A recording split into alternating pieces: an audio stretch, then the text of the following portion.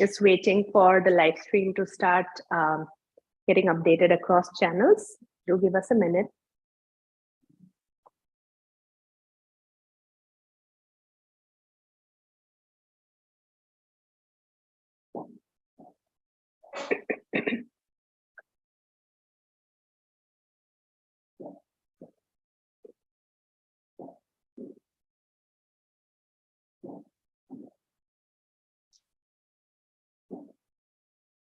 All right, we are good to go. Thank you, Ria, for the heads up. And it's the final 2 days of D2C Growth Series, but I mean, I'm a little sad on one side, but also very excited to host Adriana today. Adriana Henao. She's the co-founder at BeKoherent, and I really love her background and the decision to kind of move into D2C and brands because we need more and more, expertise of sustainability and cruelty-free and vegan products to be out there. That's super important as a lifestyle choice for many of us today. And very excited to host Adriana. Welcome. Thank you. I'm so happy to be with you. Thank you, Kaz. Thank you, Rita. Super. So I'll give a quick intro. She's had more than 20 years of experience, across sustainability, CSR, ESG, you name it. Like there's nothing that's left behind. And she's worked with everyone from NGOs to governments to community-based organizations to actually bring that to the forefront. And all of that experience actually led you to start your, cruelty-free and vegan personal care brand. So I think the first opening question, Adriana, would be, what made you start it? What's the story that led you to it? Thank you for that introduction. Well, yes, first of all, before the pandemic, I moved to start working from home, and I have 3 kids.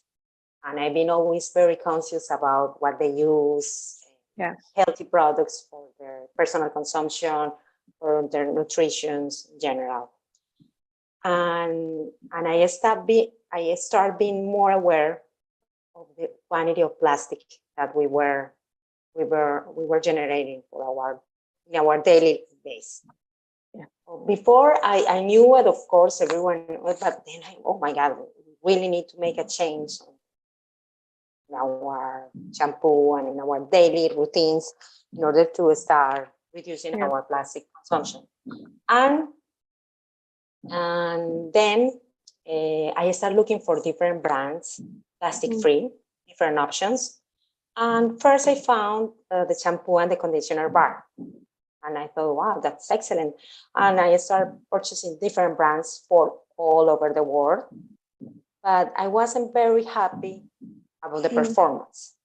My kids and I, at the same time, I was researching about the ingredients, toxicity, all this. So I worked with a lab in California to develop our first formulation. And then when I review the main ingredients and the options and everything, realized that many of the ingredients were the ones that I used to produce with my producers, with all the, well, because I work in sustainability, so I've been working for many years with communities, disadvantaged communities, in rural areas, trying to connect them with the market, and I always tell them, like, you have to. Well, I always told them you have to be in contact with the private sector, with to generate value added, not just raw material. So that was like an effort in order for them to provide, to offer value added products. So then I realized, well, I can, that's like an excellent opportunity. So I put both things together and I say, well, let's start finding our providers. So I was for work first in the DR, and they are excellent cocoa producers. But then I went to Colombia and I found other communities that I used to work there. And then other ingredients, and I moved more towards, I tried to emulate like that formulation that we had, but moved to tropical biodiversity ingredients. So to the mostly Amazonian ingredients. Well, I researched all the properties of each ingredient. Okay, this one is for to regenerate, to detox, and I found a great source of ingredients that were still underdeveloped in the Amazon, or that they were being used for other kind of personal care products as well. So we work with a formulator, and I partner with one of my best friends from the school, and she's in the corporate sector. She was working for a bank. We started, I have to tell that background because we were not experts on marketing. We were not experts on cosmetics and all this, but we found a great formulator in Colombia. He is like very into botanicals, research, natural products. So he helped us to develop those products. And yes, and it took us a while because many of the ingredients were many of the commercial ingredients or the most popular ingredients were very toxic. And we did a lot of research, and with the environmental working group, we work a lot with them and trying to find the best products. And also we did a lot of research in terms of biodegradability of each ingredients. It means that we don't leave any trace in the water, the fields, and neither in our bodies. That's something important, because many of the products that we are used to use on our daily basis leave like a lot of toxicity levels that generates cancer, hormone disruptors, and all this. So it was like a long journey, many months, many years, and also at the same time, the development of the packaging. That was another completely different process. Another very challenging process. For example, I have this one. This one is our packaging. Our packaging is made from the waste of the sugar cane, from the dispose of the sugar cane. That is a product, a very common product in Colombia. It's happening in the tropical areas. So we are using byproducts, products that normally goes to the waste, and same with ingredients. And so that's one aspect. For example, we are using the copoasu. That the copoasu is like the cacao from the jungle. And the cacao from the jungle has a lot of properties, and it is made from the seed of the cacao that is normally thrown normally waste. So well, that is basically like a summary. We were, for example, the inks that we use in our boxes. Everything is vegan, non-toxic, and everything is compostable, biodegradable. It means it comes from the air, from the soil, or from nature, and goes directly to nature. It doesn't leave a trace. This one really decomposed, and it decomposed here in my garden very easily. And same with each paper, same with each card, everything that we generate, even in our packaging. For example, we don't use this one. Those are foldable boxes. Yeah, I was about to ask that. Exactly, foldable. It means that we don't need any kind of tape, anything to So it falls inside. Same with the papers. Everything is compostable certified. And this is, our products are bar. So that, I don't know if you are familiar with this. Many people that are still new to this, but this is well, of course, this is not new. We used to use, well, our ancestors used to shower and to wash their hair with this until the appearance of the plastic. So this is like the normal way, So we need to get back to the basics. We need to reconnect. That's something else, but that's like a brief about how we start, how we start putting everything together, the value added chain. And yes. Yeah, that's like incredible, because it's also it's a labor of love and passion. Like, you're really passionate about this, and it shows in the thought you have given to every element, including the ink. I mean, not many people will even think about that, but it's like to the detail of the ink that you're using. It's incredible. Also, a lot of hard work. So how did you, as you were kind of coming together with the concept, iterating and experimenting, did you also start speaking to like consumers and trying to understand like what message works with them? Where do I sell it? Like, did you do those too? Yes, we did different market research. Yeah. And also we analyzed a lot of brands we were learning a lot about them, similar brands, different brands. And in terms of market research, definitely when we start doing our first research back in 2020, people were looking definitely for more conscious products. They were like one of three consumers were looking for sustainable products, direct trade, better, healthier products. We're looking into the labels and the ingredients. So that was like a tremendous opportunity.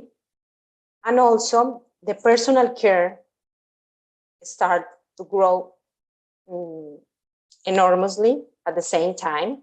Even back in 2018, it has like so it was like the perfect combination at the same time, and also the pandemic came, a lot of behaviors change, but we found many different things. Yeah. And in different markets. I have to say, well, I didn't tell you that we launched in Colombia first. Yeah. We launched at the beginning of 2021. And there, for many different reasons, the consumers are very into sustainable and impactful choices in terms of social impact, and because they have been a lot more in contact with disadvantaged communities, and they are moving towards these sustainable choices because they have been suffering a lot, the climate change impact and all this. So they are more aware, I think, more commonly aware of the impacts of their choices in their purchasing impacts. So the brand there has been growing steady without, and that's something very related with our topic today, without a lot of marketing efforts. It's been growing like more organically. Got it. Different. And then in September, after research, and we did surveys, we did, all these different interviews and everything, we launched here in the US. And that was like my major dream, because I really wanted to make a difference in the area where we were living, where my kids are growing. Yeah. Like an impact, because I was working overseas and trying to generate impact and supporting communities and sustainability and everything, but always overseas. And I was seeing that the stream where my kids used to go to swim and to fish, and that was full of fishes. Right now, it doesn't have more fish, for example. And I can tell you many different things. So I really wanted to change the way we live in the DC area, and how our neighbors consume. But then I realized it is different, and then I realized when I was already in the market that the consumers here in the US, there's like many different kinds of consumers. There's a lot of conscious consumers that are going vegan, plastic free, all these that are in direct trade and fair trade and all this, and it's growing. And in terms of population, it's a huge part of the country, but there's still a lot of consumers that they try to be very practical. They tend to be very practical as the general US population, very practical. Capitalism and plastic and convenience and everything. So it's been very challenging, mostly for me, because I really wanted to make a difference in my community. And then I realized that it was so hard. And I found a lot of people that are very well educated in a very high different positions and everything. Then they were asking me, but why solid? Why without plastic? I cannot understand. So it was like I want to share this. And then so we say, well, that's fine. We are going to move.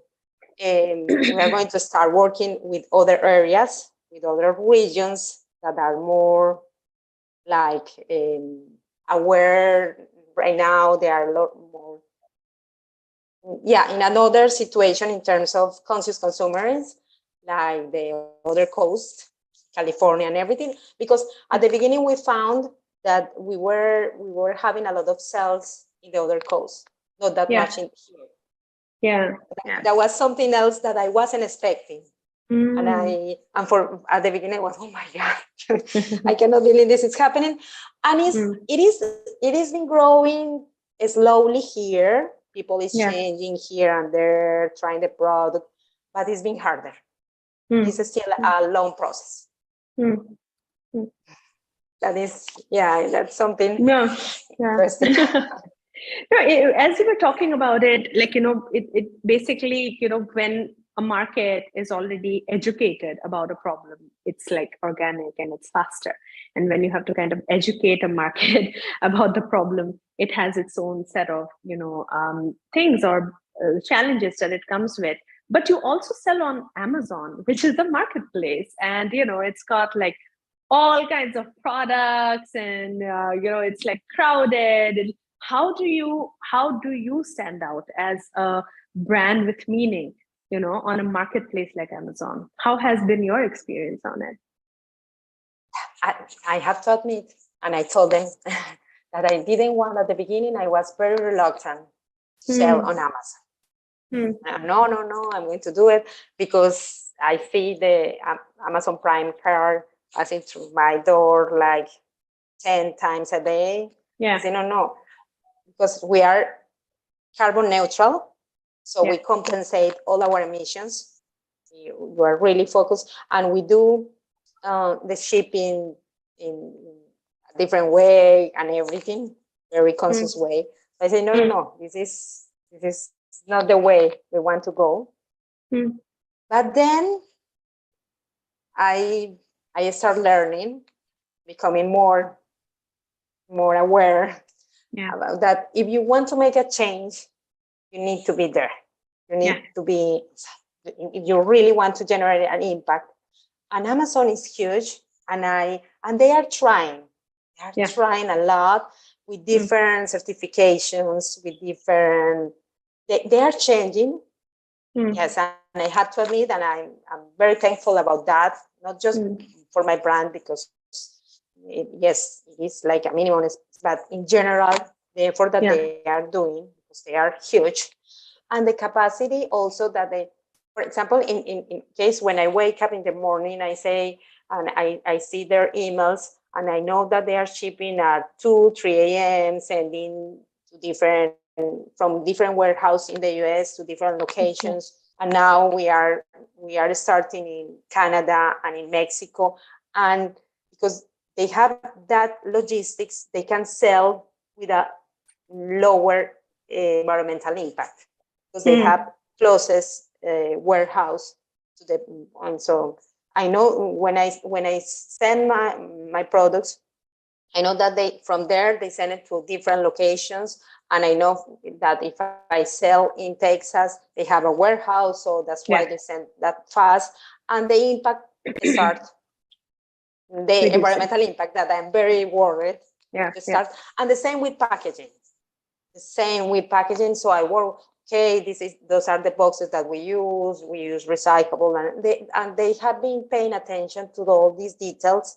And they have those climate friendly certifications and everything, and they have like a lot of help from their staff in order to go through, because that was like this is huge, and it's a completely different scenario for me, and I have to learn many things, and hopefully soon we will have that we are in the process of hiring someone that takes care of just of Amazon, because we need someone full time for this and a specialist. Yeah, absolutely. Absolutely. You're a specialist. You're a specialist of the product, so you definitely need a specialist. Yes, but not on this, not on Amazon. Yeah. Exactly. So we already have a couple of questions from the live stream. So I just want to make sure I do want to cover a couple of points around regenerative, strategy. We'll get there. I just want to quickly make sure that the questions are answered. The first one is from Soumya. And what visual cues do you use on your website or store? I think I will also extend it to Amazon, because even in Amazon, you can use a lot of lovely product, images and all of that to educate first-time buyers about your eco-conscious products. That's a very good one. And I'm going to tell you what happened to me. When we launched here in September, I realized that our growth won't be that organic, wouldn't be that organic as in Colombia. Yeah. So I started hiring like a company, like a marketing expert and experts. And I interview around 20. I have like more than 20 proposals of different ones that were about to train me. And they were to train me on e-commerce, KPI, all this. And the other ones just to put like post. The other ones like more integral. And right now we are working with a company, because I was looking for a company that understand the purpose, like a triple impact purpose. We are like a public benefit corporation, and we are about to be certified, and we are towards all the certification, because those are important for us, not in terms of just of the certification, the process. We really think that those are important. But I didn't know how to teach the consumers on the importance of this, of a conscious consumerism, and I was getting a lot of frustration. So we are still, we have been doing things, to be honest, very on my own, and videos and posts and on Amazon, on our website, explaining all the details and the whys of why we are doing this and the process and everything. But maybe not in a very marketable way. Yeah. So we are working right now with a company, like a great company, that has a lot of experience in purpose brands here in the US, and to get them to retail. We are trying to dress the brand for retail. That's something else. And also we reevaluate our purpose, everything. Well, we put it like more in the market, because we had a purpose from the beginning, the one that we developed with my partner, with Veronica. And it was just, that they help us to put it more like marketing brand, flair. Exactly. They help us on that. And that is, but I'm telling you this because that's one of the major challenge when you are an sole entrepreneur, that you are starting with your own funds, with your own savings and everything, that you put a lot of money and resources in the product development, the branding, and also we were working a lot in the entire value-added chain, working with a lot of communities, people putting a lot of resources to develop the ingredients and everything. So then I start running out of resources to devote entirely to marketing, to get like the best marketing specialists that we needed. So I really wanted to be very honest with you. It was like the challenge. And yes, we have that, but it's been very like self-made. But you're very early. I mean, you just launched in this region in September, so you're very early. You have enough time to go grab the market. I think you're good. We do have a second question, so I just wanna, for an early stage brand, and especially for you because you also sell on a marketplace, what are some of the sales strategies that you use? Like kind of like bundling? Do you do bundling of products, buy one get one, stuff like that? Are you thinking from that perspective already? Yes. We are already bundling. We are in some discounts, some advertising, with the help of different experts, but not as an holistic strategy. It's not like the entire process well done. That's why it's been taking a lot of time with this agency, because they want to do something very from the purpose, from the beginning, from the values, from everything, and to be able to create, to the funnel, funnel that you are aware and everything, that to do it in the right way from the beginning. So it is like a huge learning experience, because we knew it from the beginning that the branding was very important, and we devote a lot of resources on that.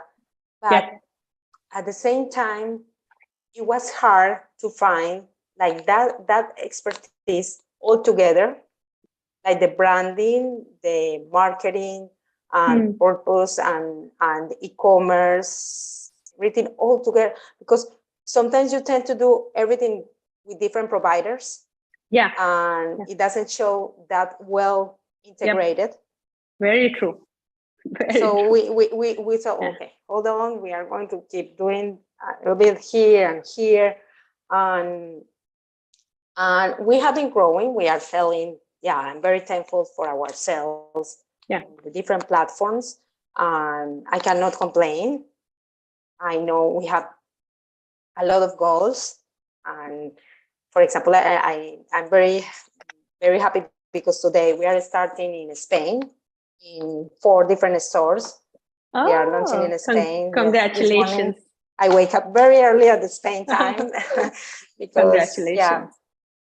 So, and hopefully, the person wants us to grow within the next month or two to another, to more brands, to more stores. And yes, and we are, as I mentioned, we are starting in Mexico, Canada, and Colombia.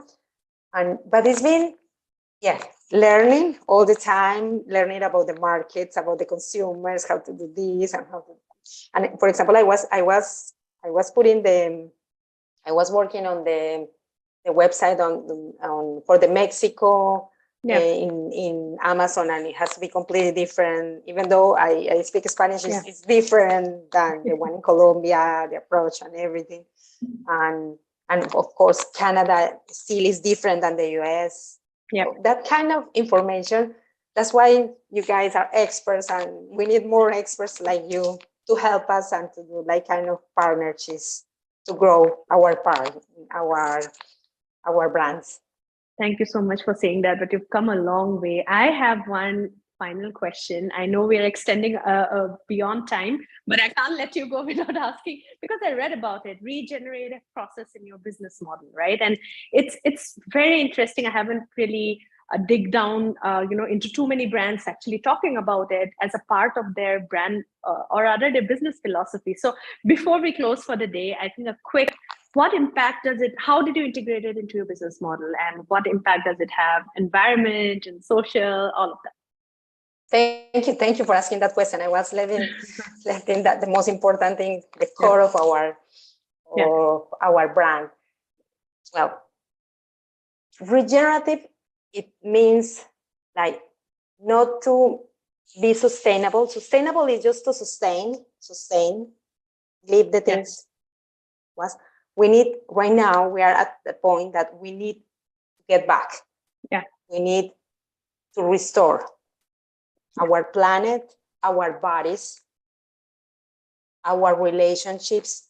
So it's very deep, and that's why in our packaging, in our everything we do is like feeling connected. We put feeling connected. We want you as a consumer, as a producer, as a stakeholder to feel connected. Connected with the communities that produce our ingredients and take care of our biodiversity, mostly right now in the Amazon, and to the final consumer that is trying to make a difference in their daily habits, in their daily consumption. And so, but the regenerative agriculture itself, it is going to help tackle the climate crisis in many different ways. It focuses in the soil. That is, our soil acts as a carbon sink. It stores 7 times the amount of CO2 than the atmosphere, and keep it underground for millennia, as long as land is properly managed. So that's what we are doing with the communities, mostly indigenous communities that already have this knowledge. And so what we do is practice such as no-till, the tillage, that the traditional agriculture is really damaging our environment. So we apply compost and we plant cover crops that ensure the soil is not left bare after harvest. As a result, the crops can withstand floods, that we are seeing a lot of floods along in our entire planet, and the extreme weather patterns. That's what we are seeing right now. And at the same time, it provides food security for communities in need. So we avoid monoculture. That's something that we have clear. So we tend to produce all different ingredients, not just the ingredients that we use, but for the food security of the communities. And we also work in we try to change their consumption patterns, because even though we work with indigenous communities that are very far from the bigger cities, they are already consuming, as we do, the same toothpaste, shampoo, in plastic and everything, and they are letting all these in our precious environments. I found when I went there, I found the the toothpaste in the soil and everything. So we are working with them, trying to focus in their health, their food security, education. That's why it's like a regenerative livelihoods approach, the entire community, because we really want them to have like enough income. They are our partners. They have exactly. We have alliance with them and with different institutions like the Ministry of Agriculture, Ministry of Environment, a lot of universities, and at the same time research centers that are helping us to develop like the best technology to create the best ingredients possible, because a great formulations need to be supported with great ingredients. Yeah. And we found at the beginning where we were purchasing our ingredients from well, and always it has to be organic certified, it has to be fair trade and all this. And when I got a call from one of the providers, she told me, okay, Adriana, I already have your muru, which is an ingredient, an Amazonian ingredient, ready, your muru butter ready, but it needs to go through customs. And the provider was from Colombia. How come? But the muru is from the Amazon. Oh yes, all those ingredients, all the butters that we sell comes from Italy, and the oils comes from Spain. And we were doing like a huge effort to put all our formulas, to translate our formulas, as I mentioned before, to tropical ingredients. Yeah. But in Colombia and many of our tropical countries, at least in South America, and they don't have like the technology or the know-how, the agro industry process to produce all these wonderful ingredients. So we are doing a lot of research, partnering with these institutions in order to develop those ingredients. So it is bigger effort, a lot, very challenging effort. Yeah. But I really think that this regenerative approach, it is very affordable and hugely resourceful solutions that grabs indigenous wisdom and science together, making regenerative agriculture an enormously impactful solution to climate change. So that's what we are doing. And there's still a lot of lack of knowledge. We need to train a lot of people, still the communities, even though they are mostly indigenous, but they have been, for all this trend that we had in the last year, they have been losing all this knowledge. So it is very, very interesting. I love to work with them. And I have to say, the 100% of our ingredients doesn't come yet from our community, our partner communities. We are still in the process and doing research, developing. And I have to say that climate change have also affected us a lot in terms of productions, because in our sourcing is not, we are having problems trying to find different butters, different ingredients, different things, like really natural and in a regenerative way, in a regenerative, a regenerative product, organic product with all the different standards that we want to do. Implement. I think it's very important. Like my takeaway, thank you so much for walking us like in depth through this, because I've not really dig down into it. And I think it's a great, I'm sure it's just a very high level summary, but it gives me enough to actually go back and look at how a regenerative business model can also be applied to SaaS and software, right? So that's something that I'm going to think about, take away from here. Thank you so much, Adriana. We will bring you. That's a wonderful approach. Absolutely. We'll bring you back maybe 6-8 months again back, and then we will see where you are in the next phase of your growth. And congratulations, as well as good luck. And to our audience, thank you so much. We ran out of time. If you have any additional questions, please drop in a line to Adriana. We will share her, LinkedIn profile. Is it okay, Adriana, if we do that? Yes, please. Super. Right. Contact with. Super. So we'll share her LinkedIn profile. Please drop in a question to her or to us. And yeah, we'll catch you again tomorrow. And thank you. Bye-bye. Thank you so much. Take care. You Good too. luck with everything. Bye. You too. Bye.